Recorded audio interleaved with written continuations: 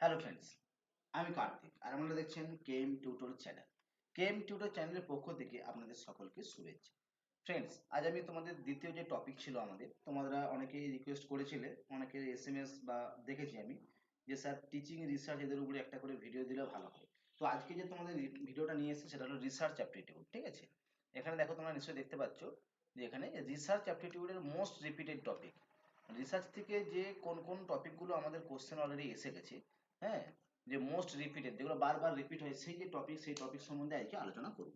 আর যে সকল বন্ধুরা প্রথম দেখছো আমার ভিডিও, তারা অবশ্যই চ্যানেলটি সাবস্ক্রাইব করে রাখবে, কারণ এই ধরনের ভিডিও এনটি ইউজিসি নেট এবং পেপার ওয়ান, ঠিক আছে, পেপার ওয়ান এবং সংস্কৃত দুটো যে টপিক আছে, দুটো টপিক থেকে কিন্তু যাবতীয় কন্টেন্ট তোমরা এই চ্যানেল থেকে পাবে। হ্যাঁ, তো দেখো, তাহলে আমরা এই ক্লাসটা চালু করব। তো তার আগে বলি, কালকের থেকে 15 তারিখ জানি আমরা জানো, 15 তারিখ সংস্কৃত এক্সাম আছে, যেহেতু আমাদের মূল সাবজেক্ট সংস্কৃত।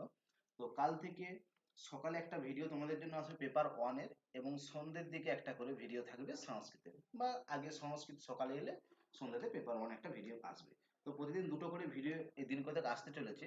তো তোমরা তৈরি থাকো এবং সেরকম মেন্টালি প্রিপারেশন নিয়ে নাও যে কোন কোন টপিকগুলো পড়লে তোমাদের দরকার, সেই টপিকগুলো সম্বন্ধে আলোচনা করব। এবং কালকে সংস্কৃতের কাল থেকে যে ভিডিও আসতে চলেছে, এই 2 থেকে 3টা ইয়ারে যে কোশ্চেনের যে কি পরিবর্তন, কোশ্চেনের কি প্যাটার্ন হয়েছে, প্রত্যেকটি টপিক বেদ থেকে কি কোশ্চেন হয়েছে, কি হতে পারে, মোস্ট প্রবাবল কোশ্চেন সম্বন্ধে আলোচনা করা হবে। তো বেশি দেরি না করে দেখো, আজকের যে ক্লাস আমাদের সেটা হচ্ছে কি research aptitude, most repeated topic, যেগুলো বারবার রিপিট হয় সেই টপিকগুলো। হ্যাঁ, একটু দেখে নাও, আর তার সঙ্গে খাতা পেন নিয়ে তোমরা বসো, কারণ কিছু কিছু পয়েন্ট আছে আমি বলে দেবো, এগুলো কিন্তু পরীক্ষার জন্য খুবই উপযোগী, কারণ এইগুলোর পয়েন্ট থেকেই কিন্তু পরীক্ষাতে কোশ্চেন তোমাদের আসবে, ধরে নিতে পারো। দেখো, স্টেপ অফ রিসার্চ, দেখো এখানে কি বলেছে, স্টেপ অফ রিসার্চ, প্রথম point, sorry, type of research. Type of research থেকে কি বলছে, দেখো কোন কোন, দেখো রিসার্চের টাইপ তো আছে 20 থেকে 22টা, কোন কোন টাইপটা তোমরা দেখবে, কোনটা তোমাদের পরীক্ষার জন্য দরকার, সেই টাইপগুলো তোমরা দেখে নাও। দেখো, টাইপের বলতে গেলে প্রথম দিকে দুটো টাইপ তোমরা প্রথমেই দেখবে। এক নম্বর হচ্ছে কোয়ালিটেটিভ রিসার্চের মধ্যে কি কি পড়ে, এবং কোয়ান্টিটেটিভ রিসার্চের মধ্যে কে কি পড়ে।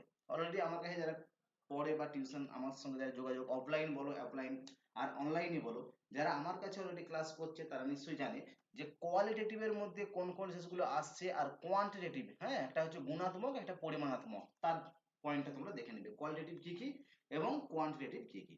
2 নম্বর পয়েন্ট তোমাদেরকে দেখতে হবে টাইপ থেকে, ইন্ডাকটিভের মধ্যে কি কি আসে, ইন্ডাকটিভ আর ডিডাকটিভের মধ্যে কি কি আসে।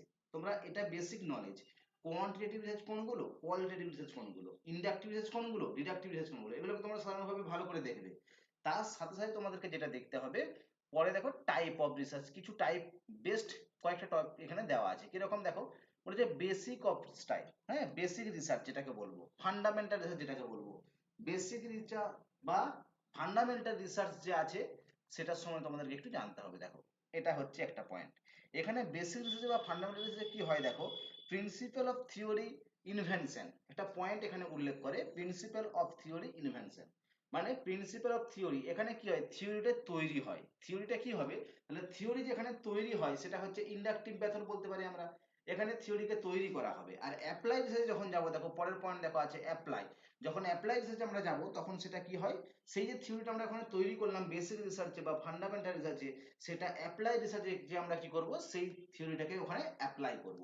তাহলে বেসিক রিসার্চে কোনো কিছু থিওরি তৈরি করা হয়, কোনো সূত্রকে, লকে তৈরি করব, আর অ্যাপ্লাই রিসার্চে সেটাকে যে অ্যাপ্লাই করব, তার জন্য অ্যাপ্লাই রিসার্চের একটা কিওয়ার্ড এখানে দেওয়া থাকে, প্রিন্সিপাল অফ থিওরি ইফেক্টস, ঠিক আছে, যেখানে প্রিন্সিপাল অফ থিওরি, থিওরি যেখানে অ্যাপ্লাই করব সেটা হবে অ্যাপ্লাই রিসার্চ। মোস্ট, দেখো মোস্ট প্রবাবল একটা পয়েন্ট তোমাদের এখানে পাবে অ্যাকশন রিসার্চ, ঠিক আছে, 110% গ্যারান্টিড টপিক। দেখো অ্যাকশন রিসার্চ কোশ্চেন কিরকম আসে, দেখো কয়েকটা পয়েন্ট তোমাদেরকে আমি বলে রাখছি। অ্যাকশন রিসার্চের ক্ষেত্রে কতগুলো কিওয়ার্ড থাকে, যারা আমার কাছে ক্লাস করেছে অলরেডি তাদেরকে আমি বলে দিয়েছি বা তোমাদেরকে লিখেও দিয়েছি, তো আরেকবারটি রিপিট করে যাচ্ছি, তোমরা একটু দেখে নেবে। অ্যাকশন রিসার্চের প্রথম যে পয়েন্ট থাকে, দেখো ইমিডিয়েট অ্যাপ্লিকেশন অন ওয়ার্ক, যেখানে ইমিডিয়েট অ্যাপ্লিকেশন, যেখানে বাক্যের মধ্যে ইমিডিয়েট উল্লেখ করা থাকবে, সেটা আসবে অ্যাকশন রিসার্চ। 2 নম্বর ইনহ্যান্স, ইমপ্রুভ, মানে যেখানে কোনো কিছু বৃদ্ধি হবে, হ্যাঁ, ইনহ্যান্স, ইমপ্রুভ বা বৃদ্ধি ঘটবে, সেখানে আসবে অ্যাকশন রিসার্চ। ইমপ্রুভমেন্ট উল্লেখ থাকবে বাক্যের মধ্যে, অ্যাকশন রিসার্চ, হ্যাঁ, মডিফিকেশন উল্লেখ থাকবে, অ্যাকশন রিসার্চ। সাইকেলিক অফ প্রসেস বা সাইকেলিক অফ নেচার, অ্যাকশন রিসার্চ, বারবার কোশ্চেন কিন্তু এখান থেকে এসে গেছে। অ্যামুলারেটিং দ্য প্রিভিলিয়ান্ট সিচুয়েশন, ঠিক আছে, যেখানে পূর্বের সিচুয়েশন থেকে তাকে কি করা হয়, মডিফাই করা হয়, ইনক্রিজ করা হয়, সেখানে action research. Change for the better, ঠিক আছে, যেখানে আগের থেকে তার বেটার চেঞ্জ করা হয়।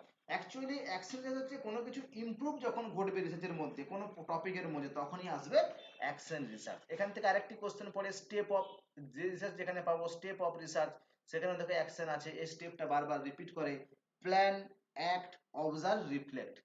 Plan, act, observe, reflect, action is most important একটা জায়গা। তারপরের টপিক দেখো তোমাদের এখানে আসছে এক্সপোর্ট ফ্যাক্টর রিসার্চ।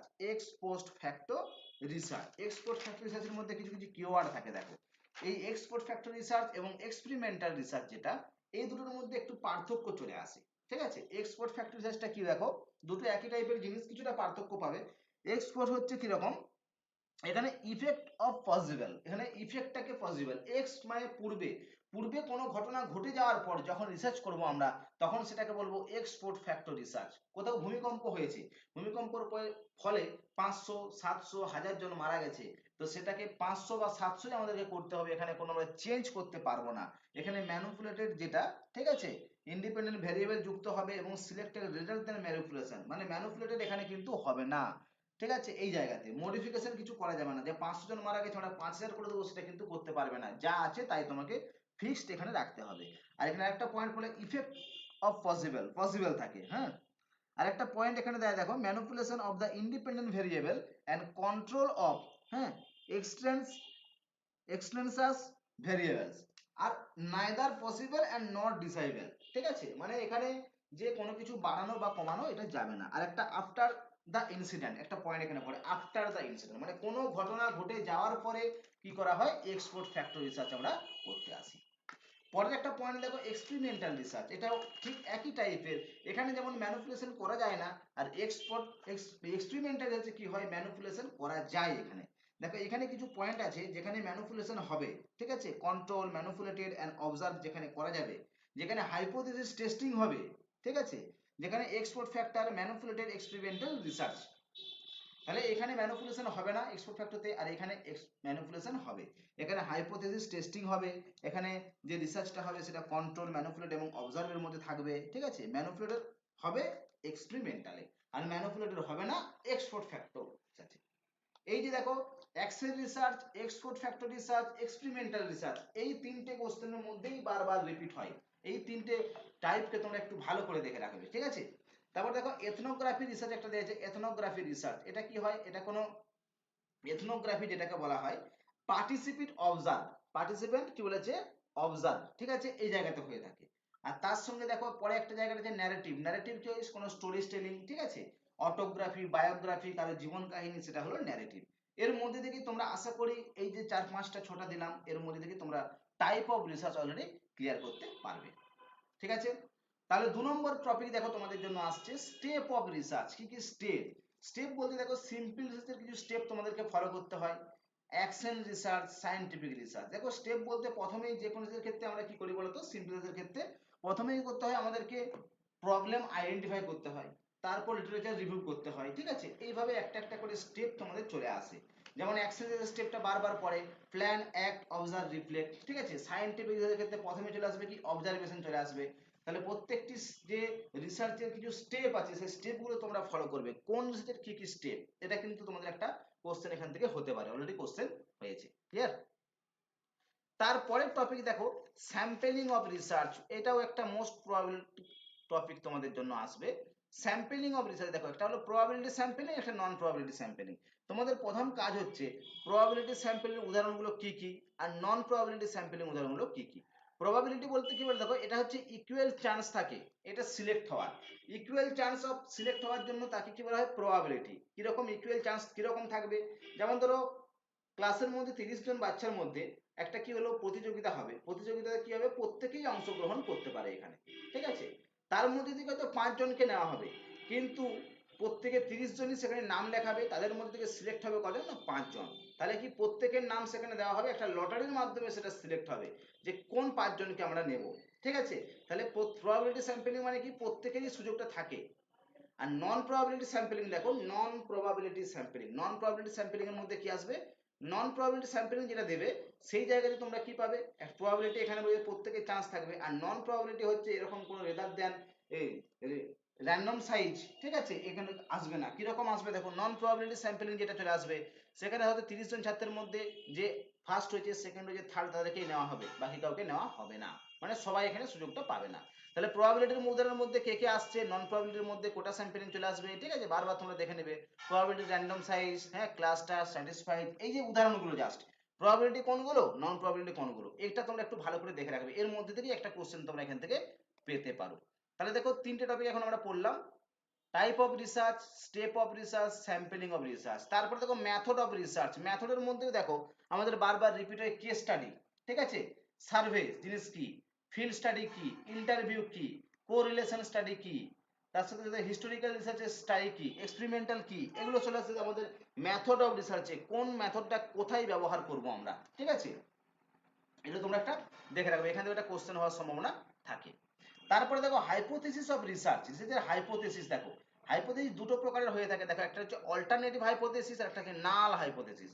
অল্টারনেটিভ হাইপোথিসিসকে বলা হয় রিসার্চার হাইপোথিসিস। অল্টারনেটিভ হাইপোথিসিস কি না, ধরো আমরা কোনো ক্ষেত্রে একটা উদাহরণ নিতে পারি যে চা খেলে আমাদের ঘুম কমে যায়, হ্যাঁ, মানে ঘুম পায় না, চা খেলে ঘুম পায় না, এই যে একটা ধারণা, এটা কোথা থেকে নিতে পারি আমরা, অল্টারনেটিভ হাইপোথিসিস থেকে নিতে পারি। কারণ কি, আমরা দেখেছি যখনই আমরা চা খাই আমাদের ঘুম যদি ঘুম পাই, আমরা চা খেলে ঘুমটা কেটে যায়, তাহলে এটাকে বলা হচ্ছে হাইপোথিসিস, হচ্ছে অল্টারনেটিভ হাইপোথিসিস। আর নাল হাইপোথিসিসটা কি জিনিস, নাল হাইপোথিসিস যেটা আসবে সেটা কি বলতো, এটা অল্টারনেটিভ গেল, নাল হাইপোথিসিস কোন জায়গায় হবে না, নাল হাইপোথিসিস হচ্ছে যে নেগেটিভ পয়েন্ট, সে বলবে না ঘুমের সঙ্গে আমাদের চায়ের কোনো সম্পর্ক নেই, এটা হলো নাল হাইপোথিসিস। এ সবসময় কি হয়, নাল হাইপোথিসিস আমরা রিজেক্ট করি, আর রিসার্চার হাইপোথিসিস যেটা থাকে তাকে আমরা সিলেক্ট করি। ক্লিয়ার? তারপরের টপিক দেখো measurement of scales, measurement of scale, দেখো এইটা একটা মোস্ট ইম্পর্টেন্ট টপিক তোমাদের, nominal scale, ordinal scale, interval scale আর রেশিও স্কেল। নমিনাল স্কেলে কি হয় বলতো, নমিনাল স্কেলে তোমার ক্লাসিফিকেশন, অনলি ফর ক্লাসিফিকেশন, মানে কোনো নামকে বোঝাবে, যেমন ধরো কোনো জার্সি নাম্বার হতে পারে, কোনো প্লেয়ার নাম্বার, যেমন ধরো আমরা জানি যে সচিনের জার্সি নাম্বার, ধোনির জার্সি নাম্বার, ঠিক আছে, যখন এদের নাম্বারের জায়গায় চলে আসবো আমরা, তখনই কি বলবো, তখনই বুঝতে পারবো যে এটা কাকে বোঝাতে চায়, কাকে ইন্ডিকেট করছে। তাই জন্য নমিনাল স্কেল, নমিনাল স্কেল শুধুমাত্র কি ক্লাসিফিকেশন বা ক্যাটাগরিকে উল্লেখ করে। অর্ডিনাল স্কেলটা কি আসবে, অর্ডিনাল স্কেল হচ্ছে ক্লাসিফিকেশনের সঙ্গে অর্ডার চলে আসবে, এখানে ক্লাসিফিকেশন ছিল, ক্লাসিফিকেশনের সঙ্গে অর্ডার চলে আসবে। ইন্টারভ্যাল কি আসবে, ক্লাসিফিকেশন, অর্ডার, ইকুয়াল ইউনিট যেখানে যুক্ত হবে সেটাকে বলে ইন্টারভ্যাল। নমিনাল, হ্যাঁ, আর অর্ডিনাল তার সঙ্গে কি আসবে, ইন্টারভ্যাল আসবে, তাহলে ক্লাসিফিকেশন আসবে, অর্ডার আসবে, অর্ডারের সঙ্গে বোথ ইকুয়াল ইউনিটস যেখানে যুক্ত হবে সেটা আসবে ইন্টারভ্যাল। আর তারপরে কি আসবে তোমাদের দেখো রেশিও, ঠিক আছে, রেশিও কি হবে বলতো, রেশিও হবে classification, order and equal units and বলেছে অ্যাবসলিউট জিরো, ঠিক আছে, এটা হচ্ছে অ্যাবসলিউট জিরো যেটাকে বলা হয়, সেটা আসবে কি, সেটা আমাদের আসবে এখানে রেশিও স্কেল। তাহলে তিনটে স্কেল আমরা, চারটা স্কেল আমরা অলরেডি দেখবো, এখান থেকে কিন্তু কোশ্চেন একটা তোমাদের আসে, একটু ভালো করে এটা ফলো করবে, ঠিক আছে।